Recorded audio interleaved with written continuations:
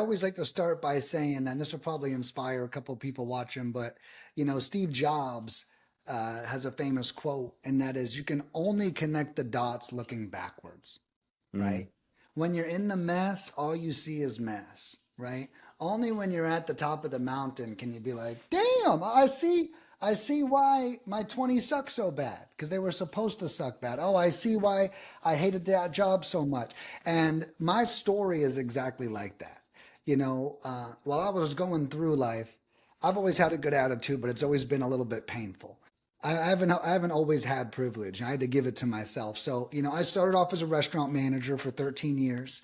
So 17 years old to 30 years old, I was working 70 hours a week. I started making $24,000 a year, working 60 hours a week. Okay. wow. Yeah, very lucky. Then I ended my 13-year career at $65,000 a year, 70 hours a week. Okay. And that still sucks, right? It still does. But I loved it so much. It kept me so engaged. And I didn't realize at the time it was making me a badass leader.